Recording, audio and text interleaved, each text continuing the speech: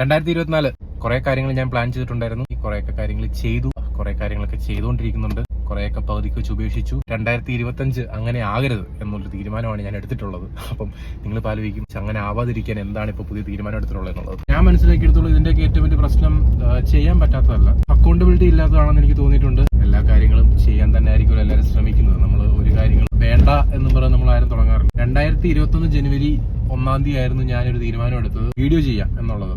ആ ഒരു തീരുമാനത്തിൽ എന്റെ കരിയർ മാറി, എന്റെ ലൈഫ് മാറി. ഭയങ്കര എക്സാജറേറ്റ് ചെയ്ത് പറയുന്നല്ലോ, ഞാൻ ഒരിക്കലും ഇങ്ങനെ ഒരു ലൈഫ് ഞാൻ പ്രതീക്ഷിച്ചിട്ടില്ല. ദുബായിലെ ഒരു മണലാരണ്യത്തിൽ മെക്കാനിക്കൽ എഞ്ചിനീയറിംഗ്, ബിടെക്, എംടെക്, അത് കഴിഞ്ഞിട്ട് ഗൾഫ് ജോലി തന്നെ ആയിരുന്നു. 26-ാമത്തെ വയസ്സ് വരെ ഇങ്ങനത്തെ ഒരു കാര്യത്തെ പറ്റിയിട്ടോ ഇതൊരു മെയിൻ സ്ട്രീം ആയിട്ട് എടുക്കാവുന്നോ, ഇതൊരു ലൈഫായിട്ട് കൊണ്ടുപോകാവുന്നോ ചിന്തിക്കാതിരുന്ന ഒരാളാണ് ഞാൻ. എന്റെ ഫാമിലിയോ എന്റെ കൂടെയുള്ള ആൾക്കാരോ ഈവൻ ഞാൻ പോലും എക്സ്പെക്ട് ചെയ്തിട്ടില്ലായിരുന്നു.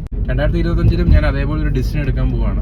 എന്താണെന്നുള്ളത് വരുന്ന വീഡിയോസിൽ അല്ലെങ്കിൽ വരുന്ന ഡേയ്സിൽ ഓരോന്നോരോന്നായിട്ട് ഞാൻ പറയാം. പബ്ലിക്കായിട്ട് പറയുന്നതിന്റെ ഒരു ഗുണം ഞാൻ പറയാം. നിങ്ങളത് ചെയ്യും, അറ്റ്ലീസ്റ്റ് നിങ്ങളത് ചെയ്യാൻ ശ്രമിക്കും. കാരണം നിങ്ങളിത് പബ്ലിക്കലി അനൗൺസ് ചെയ്തതാണ്. പിന്നെ ഞാനിപ്പോൾ പുറത്തിറങ്ങുമ്പോഴാണെങ്കിലും കുറെ ആൾക്കാരൊക്കെ ഞാനായിട്ട് കമ്മ്യൂണിക്കേറ്റ് ചെയ്യുന്ന സമയത്ത്, ഇപ്പോൾ ക്ലയൻസിനെ ക്ലോസ് ചെയ്യുന്നതാണെങ്കിലും കമ്മ്യൂണിക്കേഷൻ ഡെവലപ്പ് ചെയ്തതാണെങ്കിലും എങ്ങനെയാണ് നിങ്ങൾ മാനേജ് ചെയ്യുന്നത് ആവതുണ്ടോ എന്ന് എനിക്കറിയില്ല.